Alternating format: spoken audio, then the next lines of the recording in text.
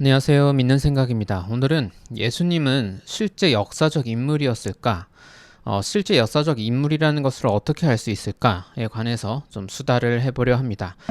제가 저번에 한번 영상을 올리고 또 요 관련된 이야기를 오래 못했는데요.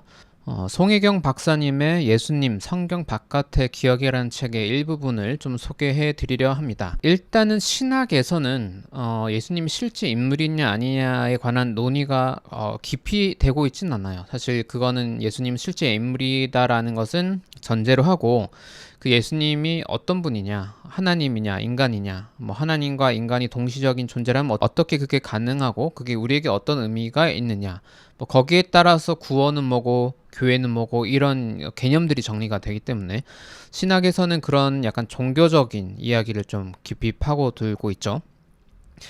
그와 별개로 이제 예수님이 실제 존재했던 분인가에 관해서는 이제 역사적인 주제잖아요. 거기에 관해서는 우리가 가지고 있는 종교 문헌, 그러니까 기독교인의 입장에서 정리된 성경 혹은 외경, 이제 이런 텍스트를 가지고 이거 봐라, 성경에 써 있다, 예수님 실제 인물 아니냐, 이렇게 말하기는 어렵다는 것입니다.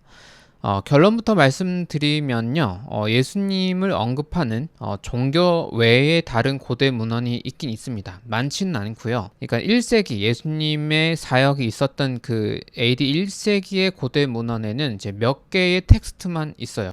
그 중에서도 오늘은 조금 유명한 텍스트를 하나 소개해 드리려 합니다. 화면 한쪽에 보면은 이제 텍스트를 하나 띄워놨습니다. 요세푸스라는 사람의 책의 일부분입니다.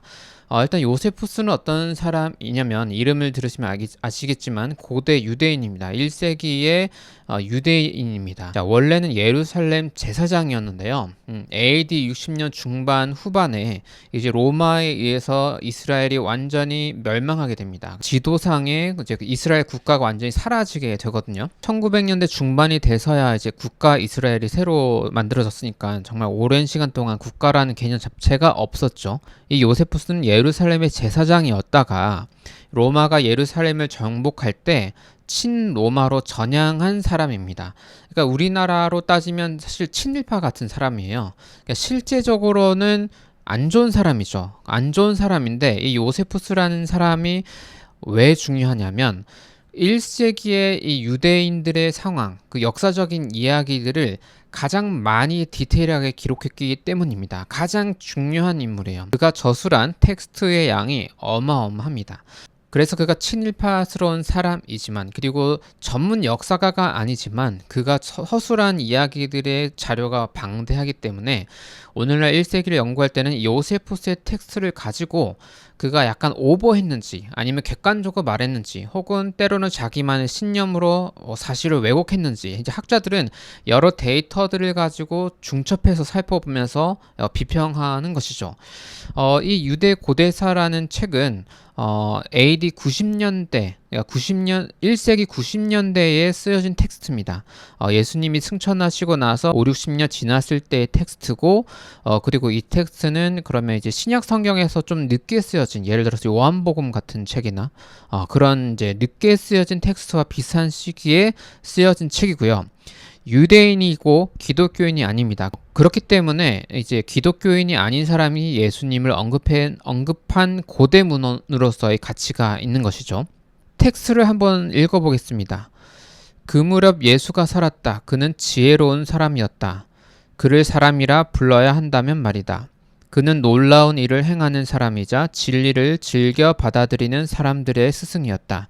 그는 많은 유다인과 그리스인들을 사로잡았다. 그는 그리스도였다. 빌라도가 우리들 가운데 높은 자리에 있는 사람들이 그를 고발한 내용을 듣고 그를 십자가에 처하라는 판결을 내렸을 때에도 처음 그를 사랑한 사람들은 그에 대한 애정을 포기하지 않았다. 사흘째 되던 날 그가 되살아난 모습으로 그들에게 나타났기 때문이다. 하느님의 예언자들이 이 사건과 그에 관한 다른 수많은 놀라운 사건을 두고 예언했다. 그의 이름을 따서 그리스도인들이라 불리는 그리스도인 지파는 오늘까지도 사라지지 않고 있다. 여기서 오늘까지는 AD 90년대 유대 고대사라는 책을 저술할 때의 이야기입니다. 이에 앞서서 유대 전쟁사라는 책이 한 20년 전에 AD 70년쯤에 요세푸스가 썼는데 거기에는 이제 예수님에 관한 이야기는 없고요. 그래서 이제 1세기 후반에 됐을 때 교회 운동이 이제 확산되었구나라고 우리가 추측을 해볼 수 있습니다. 그런데 중요한 것은 뭐냐면 아까 제가 말씀드렸지만 이 요세푸스는 기독교인은 아니고, 그러니까 예수님을 믿는 사람은 아니고 그냥 일반적인 유대인이라고 했죠. 그런데 이 관로 쳐진 텍스트를 보면은 기독교인의 종교 고백 같은 내용이 들어갑니다. 그래서 이 부분, 갈로친 부분은 이 요세푸스를 연구하는 사람들의 객관적인 평가는 뭐냐면, 이건 추후 기독교인들이 첨가한 문장으로 봅니다.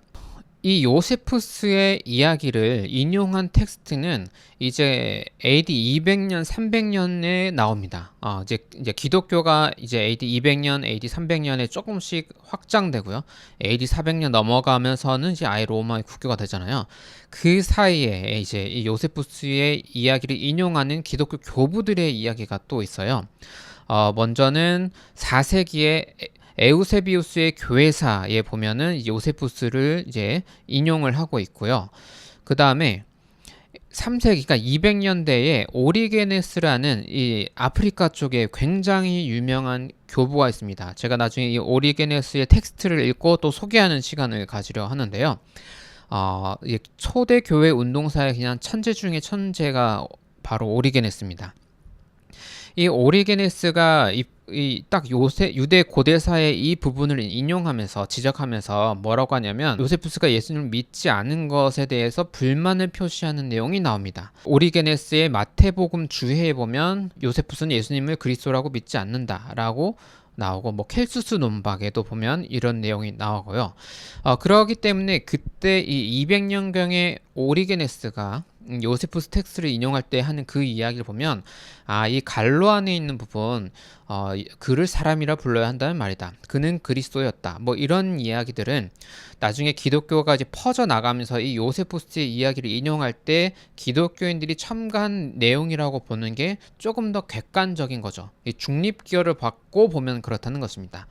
자, 그럼에도 불구하고 중요한 것은 이 유대 고대사의 이 부분은 기독교인이든 아니든 간에 1세기의 텍스트 중에 2000년 전의 텍스트임에도 불구하고 예수를 소개하고 있고, 예수님을 따르는 운동이, 그러니까 예수가 십자가천에서 죽고 나서도 불구하고 그 운동이 AD 90년대까지 이제 사라지지 않고 계속되고 있다라는 것을 말하는 비기독교인의 고대 문헌 텍스트로서 가치가 있다는 것입니다.